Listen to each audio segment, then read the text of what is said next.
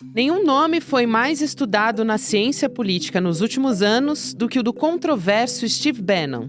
No fim de outubro, o Bannon deixou a prisão nos Estados Unidos depois de cumprir pena de 4 meses, julgado por descumprir ordens judiciais na investigação sobre o ataque ao Capitólio, em janeiro de 2021. Bannon é o nome por trás da eleição que consagrou Donald Trump nas urnas dos Estados Unidos, em 2016, com métodos pouco ortodoxos, como inflar o discurso nacionalista, estimular o pânico moral e abertamente falar de racismo, misoginia e xenofobia. Ele articulou uma das campanhas mais sujas e raivosas, estimulando Trump a fazer ataques à candidata democrata Hillary Clinton. Com a vitória da dupla Bannon-Trump, o assessor político passou a ser exaltado na extrema-direita e participou de uma série de eventos internacionais para ajudar a organizar esse grupo político. Na Europa, onde ele passou a morar, deu apoio a políticos como Matteo Salvini, na Itália, Viktor Orbán, na Hungria, e o Partido da Independência do Reino Unido, de extrema-direita, onde muitos membros apoiaram abertamente o Brexit. Aqui no Brasil, Bannon passou a ter relações diretas com Eduardo Bolsonaro, filho de Jair, e atuou como um conselheiro informal da campanha de reeleição do ex-presidente. Quinta-feira, 7 de novembro de 2024.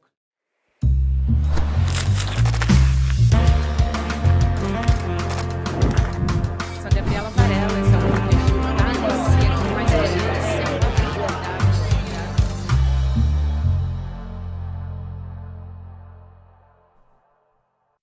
Olá, seja muito bem-vindo, seja muito bem-vinda. Eu sou a Gabriela Varela e esse é o videocast em Detalhes. Aqui, sempre com um convidado ou uma convidada, a gente analisa uma temática, uma notícia importante do momento. Eu vou conversar com o professor Davi Nemer, que é pesquisador na Universidade da Virgínia também, além de professor lá, e especialista em antropologia da tecnologia. Davi, obrigada por aceitar o convite. Bem-vindo mais uma vez. Olá, Gabi, é um prazer enorme estar aqui de volta com você e com os ouvintes aqui do ICL. Prazer te receber. Acho que a gente pode começar essa conversa trazendo um pouco das consequências da saída do Steve Bannon da prisão na véspera das eleições, né, americanas. Foram 4 meses ali de prisão, por ele não ter entregado documentos, também se recusar a fazer um testemunho, né, testemunhar na investigação do Capitólio. Aqui para dar um contexto, ele foi conselheiro também do Donald Trump, é um dos articuladores muito conhecidos da extrema-direita no mundo todo, e ele chegou a sair até brigado da Casa Branca na gestão do Trump. Como é que está a relação deles hoje, se você puder explicar um pouco sobre isso? Olha, a relação dele com o Trump hoje não está das mais suaves, né, das melhores. Ele sai da cadeia e quando ele estava preso, ele esperava mais um apoio do Trump, uma pressão maior para que ele fosse solto mais cedo, e isso não aconteceu. Tem uma relação estremecida, mas é uma relação de conveniência ali hoje em dia, né? O Bannon precisa do Trump, porque o Bannon vê através do Trump como uma ferramenta para materializar muito ali do imaginário de uma América que o Bannon tenta materializar o tempo todo através de políticas extremamente racistas, misóginas, e o Trump vê no Bannon uma pessoa que consegue manipular e controlar as massas. Ele tem um podcast, um videocast chamado War Room, que tem penetração pelos Estados Unidos inteiro, é ouvido por diversas pessoas e tem sido uma ferramenta, infelizmente, muito importante para o convencimento do eleitor nos 4 cantos dos Estados Unidos para votar no Trump. Então, hoje eles não têm uma relação, vamos dizer assim, de amigos, como eles tinham no passado, mas cada um entende da importância do outro e do porquê que um não vai atacar o outro, né? Do porquê que é importante para cada um ter essas figuras ainda ativas e materializando ali as suas próprias políticas, seja de negócio, seja de política pública, por exemplo. E sobre as declarações, assim que ele saiu da prisão, ele já quis colar uma imagem de vítima, né? O que é um discurso muito comum na extrema-direita. O próprio Trump faz isso. Aqui no Brasil a gente tem o exemplo de Bolsonaro e de outras figuras também, mas já se colocando como um prisioneiro político. Eu queria que você falasse um pouco também dessa estratégia, mais uma vez, sendo colocada nessas eleições.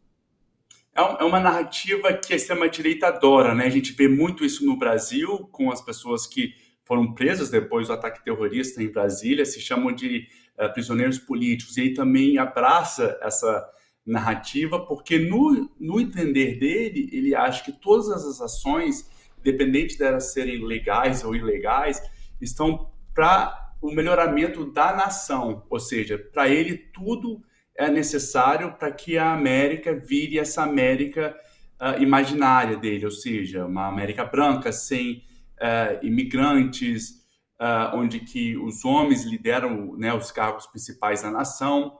Então, tudo que ele faz, ele entende que é necessário para uma América melhor. Né? E, por exemplo, ele foi um dos arquitetos dos ataques terroristas do 6 de janeiro, e ele, né, foi um dos motivos dele ter sido preso por não estar cooperando com a comissão especial do Congresso, e ele vê ali como uma ferramenta principal, né, essa ferramenta de manobra principal para tomar o poder e para ficar no poder. Né? Quando ele sai e faz esse papel de vítima, vamos dizer assim, uma cutucada no Trump, porque ele achava que o Trump ia sair mais a sua defesa. Só que o Bannon, ele não é uma pessoa benquista no Partido Republicano.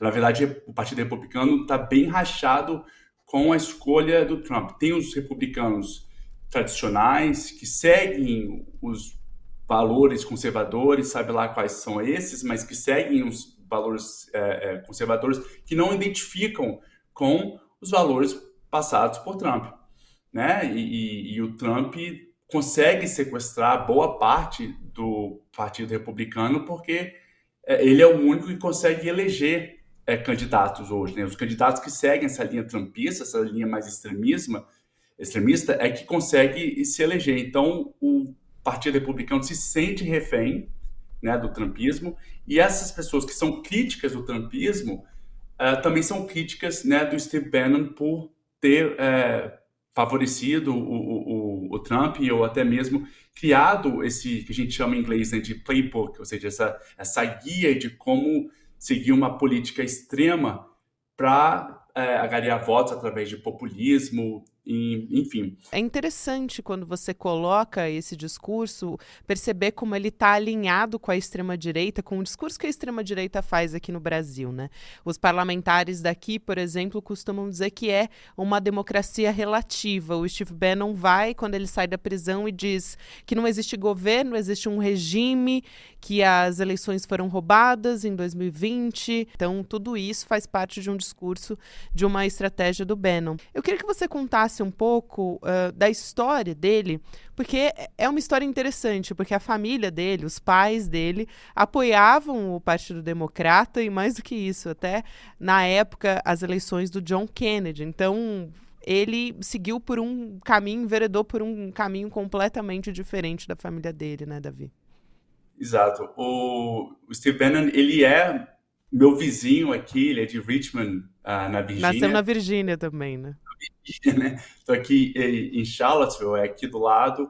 E aqui na Virgínia, é importante falar isso, porque a Virgínia, ela foi o grau zero, né? Ou seja, o campo de batalha da Guerra Civil. Então, muito daquele imaginário confederado ficou muito enraizado aqui. Foi um dos motivos, por exemplo, do Olavo de Carvalho ter escolhido a Virgínia para morar. Ele também morava nos arredores de Richmond, porque aqui se planta muito esse imaginário, né? A terra de Thomas Jefferson. Aqui a Universidade da Virgínia, onde eu sou professor, foi fundado por Thomas Jefferson, né? Então esse ideal iluminista, mas que ao mesmo tempo tenta promover ideais conservadores. Então ele vem muito nutrindo esse tipo de sentimento que é muito comum aqui na Virgínia, né? Há um sentimento um sentimento derrotista, mas ao mesmo tempo de vontade de trazer essa América que uma vez eles imaginaram, né? Eu já falei isso aqui algumas vezes, né? Esse imaginário, porque na verdade essa América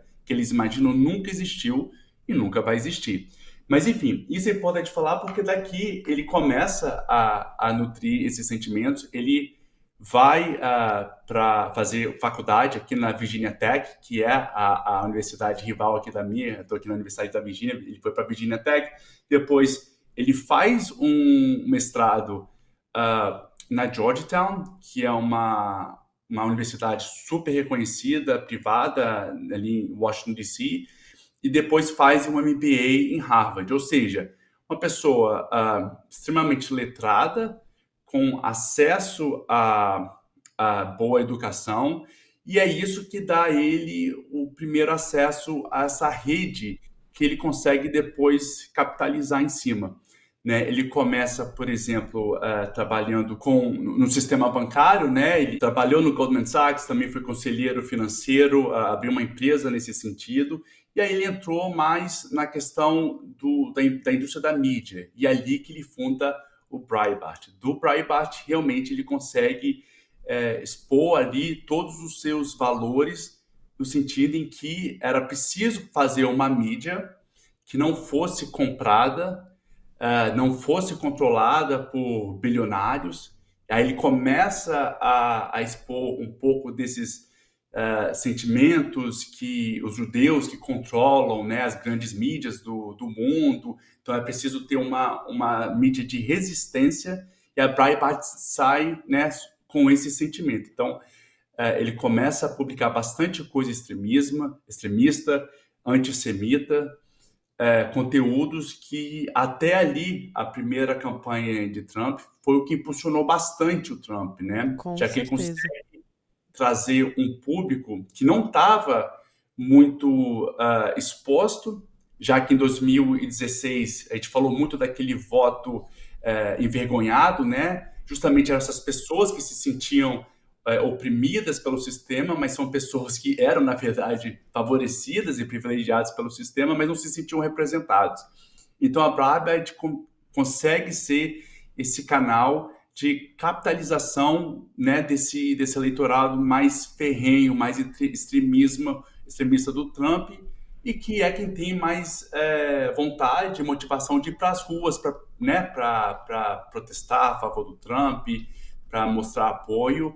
E daí a gente vê ramificações saindo, né, seja pelo QAnon, que é aquele grupo de conspiração, outros grupos mais extremistas que consomem muito esse tipo de conteúdo. E aí, com essa evidência toda, né, o Trump vê a importância que ele tem de manipular massas e de trazer massas a favor dele. Ele é chamado para ser um estrategista da campanha de Trump. Trump leva as eleições justamente em cima desse mesmo tipo de discurso de ódio que era muito visto no Breitbart.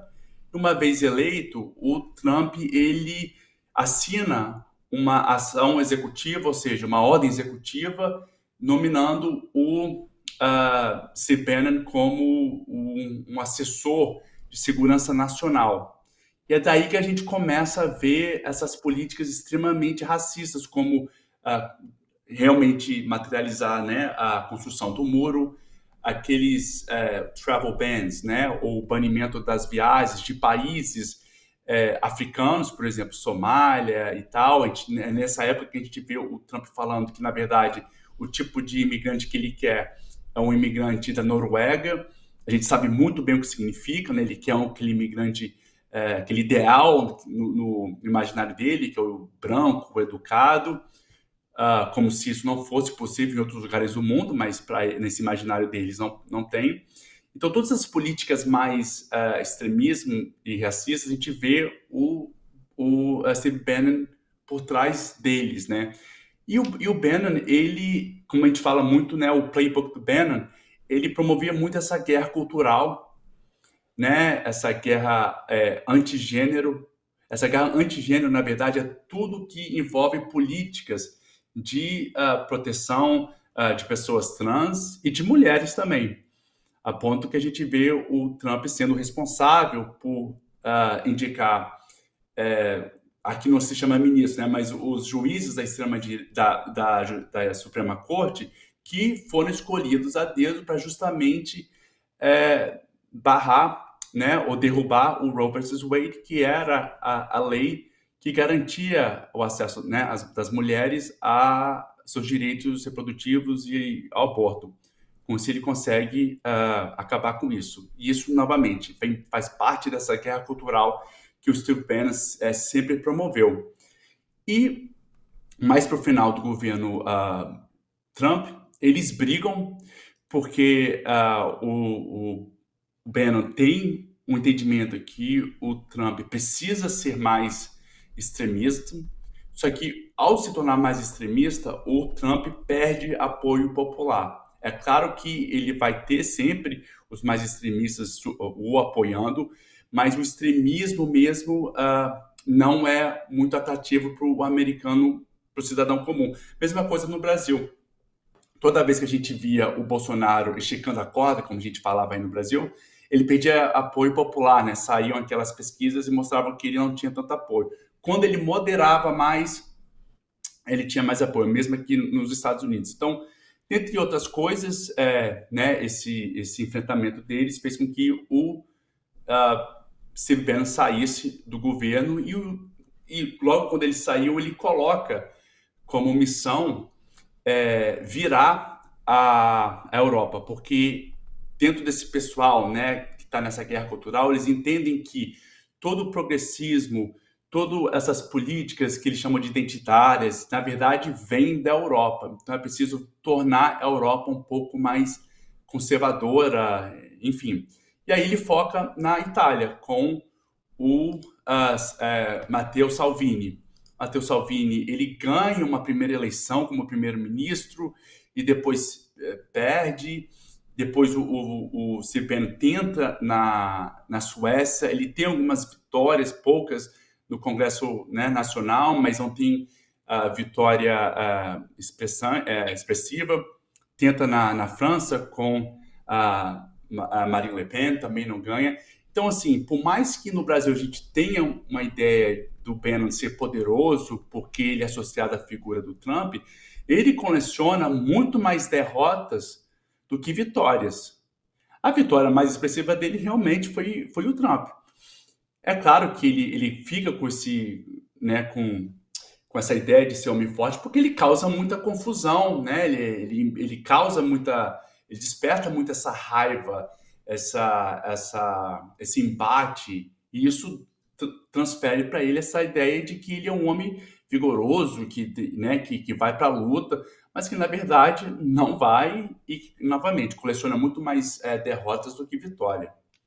É interessante, você trouxe vários pontos aqui da história dele, Davi. O Breitbart News acho que é um dos pontos principais, porque ali naquele momento foi quase que um ecossistema novo de mídia que era relativamente novo, surgindo ali como uma influência muito forte no comportamento do eleitor nos Estados Unidos, e aquilo depois foi espraiando. Nessa época também tinha um radialista que estava apoiando muito as ideias da extrema-direita, o Rush Limbaugh, também tinha o Breitbart, tinha a Fox News já, que é uma rede de TV, mas tudo isso foi algo que foi se espalhando ali e fazendo a cabeça dos conservadores, né, entrando na mente das pessoas.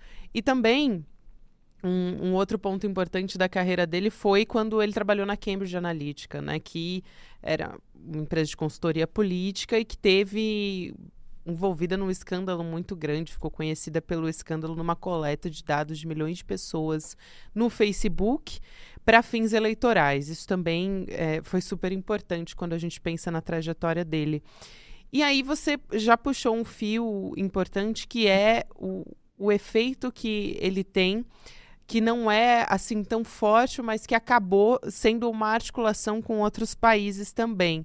Em 2022, até houve uma relação ali, uma estratégia do Bannon que ecoou no Brasil, ecoou principalmente quando a gente pensa no Eduardo Bolsonaro como essa figura de, vamos dizer assim, ser o fio de ligação entre o Brasil e outros países da América Latina e no mundo da extrema-direita. Ele virou esse articulador, né, o Eduardo. E o Bannon, ele se posicionava também a respeito disso, chegou a chamar o Lula de criminoso na época, dizer que o Bolsonaro venceria, e o discurso era o mesmo e que foi usado aqui no Brasil, que se o Bolsonaro não vencesse é porque ele foi roubado, não tinha outra alternativa, né? Porque ele foi roubado nas urnas, tinha aquela falácia também das cédulas de papel, tudo isso foi utilizado no discurso do Bannon. Eu queria que você contasse um pouco da relação entre o Bannon e a América Latina, principalmente o Brasil, e também um pouco essa relação que passou ali pelo Olavo de Carvalho, que foi muito utilizado como um guru, e ainda é, né, um guru da extrema-direita no Brasil. Sim, é uma relação, Gabi, que é muito mais de um lado do que do outro, né? Ou seja, é muito mais a extrema-direita brasileira, através do Eduardo Bolsonaro, querendo trazer o Steve Bannon o tempo todo para o Brasil. E o que significa trazer o Steve Bannon? É trazer justamente esse playbook dele, ou seja, esse guia de como gerar populistas, fascistas, para se eternizar no poder.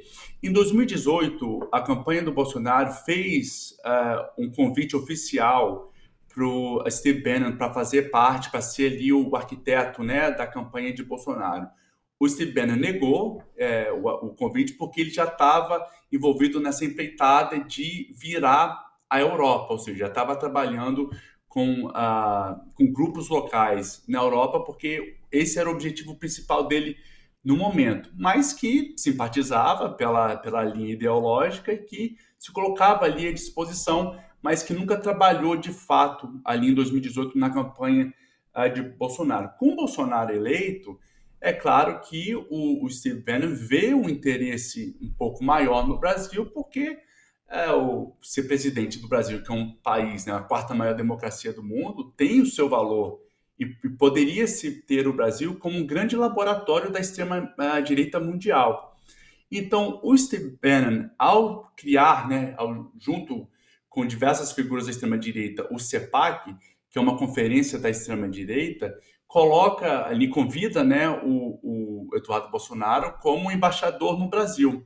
Então, o Eduardo Bolsonaro traz o CEPAC para o Brasil, onde que, né, traz diversas figuras da extrema-direita para palestrar, para conversar, né, para colocar em dúvida, em xeque, sistemas eleitorais, enfim. E o Steve Bannon fica por trás de diversas arquiteturas aí desses congressos.